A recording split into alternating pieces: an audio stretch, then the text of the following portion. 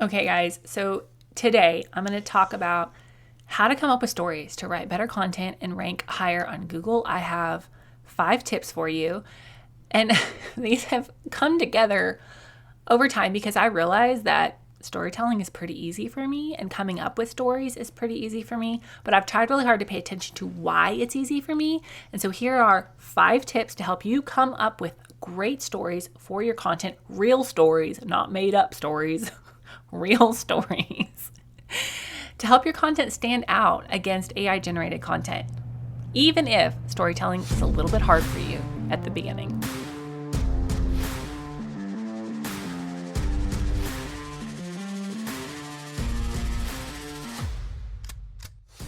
Hey there, fellow entrepreneur. Welcome to Simple SEO and Marketing. Do you want to grow your business with sustainable traffic sources? Have you heard about the power of search engine optimization and you want to take advantage of it to get more traffic, more eyeballs on your business? But when it comes down to it, does SEO feel complicated and hard to implement? Are you tired of wondering what in the heck to do with your website to get more traffic and more leads knocking on your door? What if I could tell you that there was a simple, proven system for using SEO, blogging, and copywriting to get leads from your website, and not just any leads, high converting leads. Hey, I'm Faith Hannon, wife, mama, copywriter, SEO strategist, and barrel racer. And for the last 8 years, I've been figuring out what works and what doesn't work in the world of online marketing to get organic traffic. And now I'm here to share all the things I'm learning in the trenches of SEO, copywriting, and content marketing. How does 300%, 500%, or even 12,000% more traffic in a year sound? What could your business do with that kind of traffic increase? How many more people could you help? So listen in and prepare to take notes. I'm about to drop simple, actionable SEO marketing and copywriting tips, all with a heavy dose of Jesus-loving encouragement. Let's get you more traffic and more leads so you can help more people with your God-given gifts. So one of the questions that I get asked fairly frequently is, Faith, how do you come up with all of these stories? Or people will say, I love your emails because they have such good stories, which thank you. But in getting asked those questions, it's really made me think and be very conscious of how I come up with stories. To use in my content, to use in, messages or, just my emails. And I realize that storytelling is easier for some people than others. Like, I get that I am the some people. I get it. But I promise you, I've been very intentional in crafting these tips. And it's not something that, coming up with good stories and using stories strategically in your content, it's not something that happens by accident, okay? So here are 5 tips for you. Even if you're not somebody that comes up with stories easily or remembers stories easily, here's 5 tips for you to come up with stories for your content. And when I say come up with stories, I mean real stories. Like, ain't nobody like a liar McLiar pants, okay? My mama whooped me for lying. I ain't about to be lying all over the interwebs. 1, because my mama would still whip me, and 2, because the Lord saith so, okay? Okay, so the number one thing that I want you to realize, if you walk away with nothing else, is I want you to realize that everything is a learning opportunity / teaching opportunity, okay? And honest to goodness, you can just pray, starting out your day, it is part of your prayer time. Lord, help me to learn. Help me to recognize the growing opportunities. Help me to recognize the lessons and the things that you are teaching me today. Open my eyes to see, open my heart and my mind to recognize what you want to teach me to help me grow today. And if you're a mama of young children like me, or a mom at all, especially a homeschooling mom, I see everything, almost everything, as a teaching opportunity. And this is something that I've had to work at. But when you have this perspective that everything is a learning opportunity for you personally, or a teaching opportunity for your kids or whoever's under your tutelage, then it really helps you to kind of have a mindset shift of like, oh, like there's something to learn here. There's something to see here. There's something to make note of here.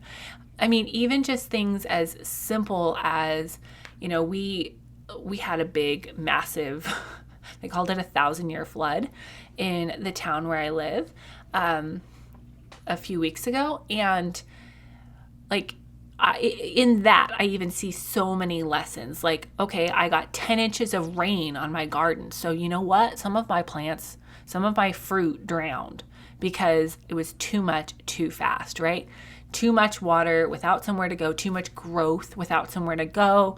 You lose things, right? It's like I can translate all of these things to teachable things because I've been constantly looking for those opportunities to learn for myself and for teaching, okay? So realize that everything is a learning opportunity, and it doesn't have to be earth-shattering to learn from. It doesn't. It really doesn't, okay? And number two way to use stories and come up with stories better for your content is don't be afraid to open up a little bit and be a little bit vulnerable. So this looks different for everyone. You and your family, yes, your family, your children, your spouse, you have to decide what you're okay sharing with strangers on the internet. When I had my first kid, I was still using Instagram for marketing at that point. And my husband and I made the decision ahead of time that I wasn't gonna post about my kids much on social media. And we intentionally didn't post pictures of our kids without our faces in those pictures. Just, that was a personal decision that we made. We asked everybody in our family to honor that, and they have. But what you share with the whole world, you have to decide what you're okay with. Now, I think sometimes we feel the need as professionals, as content creators, as masters of our craft, we feel the need to look so perfect in all of the things that we're afraid to share a few of our mistakes that helped us to get where we are. Now, again, like, you have to decide what you're okay sharing, but honestly, I love to learn from other people's mistakes, and I know y'all do too. Now, this does not mean that you need to air all of your dirty laundry on the internet. Please and thank you, don't.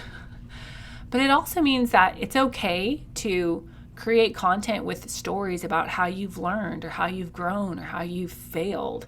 And a few rules that I have for myself here, right, in creating, using stories in my content is, number one, I never want to make someone else look bad. Like, I don't want to name drop about, people that have been butt heads or businesses that have sucked. Like, that's just not, one, I don't feel like that's my Father's heart, and two, that's really not my job. Like, I don't know what was going on in that person's life. I don't know what was going on in that business's life, and their employees' lives. Like, it's not my job to make somebody else look bad, and I don't want to build my platform, my business, my strategy on tearing other people down. Like, that's just not, it feels shady, don't want to do it, so I just don't want to do it, okay?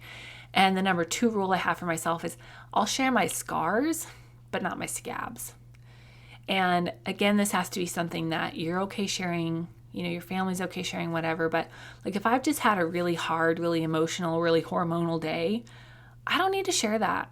I don't need to write an email about that the next day, right? Like, I can maybe share that 6 months down the road, but I don't want to share something. I don't want to share a wound that's still healing, just because, you know what? Sometimes when something's really still a deep wound and it's still healing, that's something I really need to just keep between me and the Lord and my spouse and my best friends, my trusted people. Like, that does not need to be something that goes out to everybody and their mom on the internet. God bless all the internet moms. I love my internet mom / real mom. But that's a rule that I have for myself. You work through that on your own. And the number 3 rule that I have for myself here is that if I'm going to share a friend or a family member story, I want to ask permission first. The exception to this is if I'm just bragging on them. A while back, I had an email go out about a friend of mine who they literally had to plow out to get to church. But getting to church was important to them, something they valued. And so they got out the tractor and they plowed out in the middle of winter to get to church because that was something that was important to them. And so I used that in an email, right? I actually did ask her permission, but that's not something that I feel like necessarily I would have had to have asked permission for, because I was bragging on her and talking about how awesome she is, okay? So those are the rules that I have for myself with how vulnerable I want to be, how much I want to share on the internet. Well, hey there, pals. Are you looking to get more traffic to and more leads from your website in the coming year using the power of SEO? Are you tired of the hustle, the grind, and constantly changing algorithm of the social media game? Are you ready for sustainable marketing without 80 hours of work each week?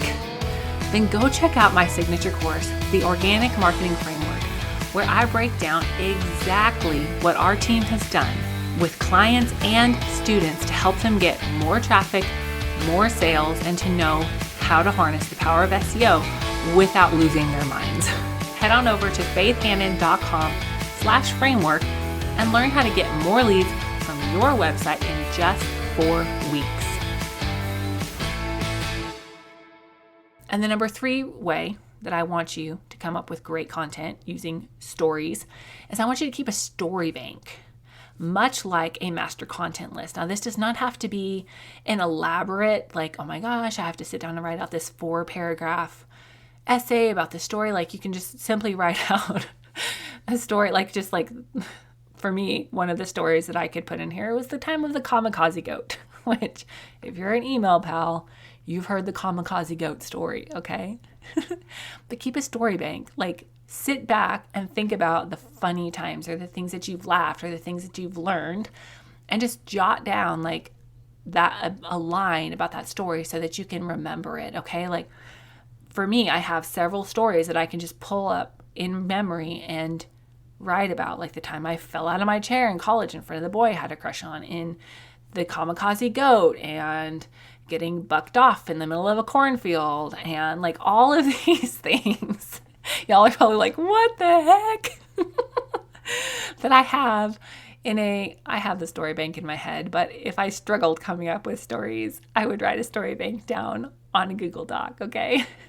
And the number 4 tip I have for you here is to journal, because sometimes, just in our very fast-paced world, we don't take the time to sit and reflect. And keeping a journal helps you to do that. Now, this does not have to be a 5-paragraph, 5-page thing every day that you do, but there is a lot of value in journaling for processing emotions, remembering good things, and looking back and reflecting on the goodness of God in your life. Journaling has so many benefits, but use that to your advantage for creating your content, right? Learn how to process things and come up with stories, throughout your day in your journal. And the number 5 tip I have for you is to read great storytellers, because there's just something about, we learn from what we read, right? And if all you ever read is boring McBoring stuff, instead of reading from good storytellers, you're probably not going to develop your storytelling gift, okay? Now, obviously, I'm a fan of my own emails, but Jen from Tonic website templates, oh my gosh, her emails are the best, right? I bought their website template years ago. I don't know if I'll ever buy anything else from them. I just don't know. But I stay on their email list and I open every single email because her stories are so, so good. John Acuff, he's another great storyteller. You can read his stuff too. If you're somebody that you just like more deep, thought-provoking stories, C.S. Lewis is a great writer. Read C.S. Lewis. Read people, study people, learn from people who are better at something than you, and then develop your own gift there. And I really believe that this translates over into storytelling for our businesses as well. All right, y'all, that is all I have for you today. 5 tips to come up with, remember, stories to write better content and rank higher on Google. Make sure you pair this episode with last week's episode, all about why stories make your content stand out against AI. But the 5 tips I want you to remember from today are: realize that everything is a learning opportunity / teaching opportunity. And then number 2, don't be afraid to open up a little bit and be vulnerable. Number 3, keep a story bank, much like a master content list, so that you can easily jog your memory when it's time to create content. Number 4, journal, so you can process what's happening and pull some great stories for later. And number 5, read great storytellers. So make sure that you are an email pal, because I'm dropping some great stories, one today, one in today's email that I don't know that I've shared before, but it has forever changed how I tell stories, and one of many reasons I don't tell lies. So make sure that if you're an email pal, that you read the email coming out today. And if you're not an email pal, get on that list and shoot us an email and ask for that special email so you can make sure to read that story and just take note, right? I would love to just help you guys however I can, using whatever my strengths are, all of my strengths, to help you further step into your strengths and grow your business and serve people using the gifts that God gave you. All right, y'all. Praying for you guys that you were just able to see opportunities to see stories, recognize stories, and implement stories. Jesus used stories, okay? Jesus took teaching opportunities. So I truly believe that we can, and that we can ask for his help to do that and have that same anointing that our Messiah has, and walk in the fullness and use the power of stories in our marketing. All right, y'all. Chat with you next time. Bye.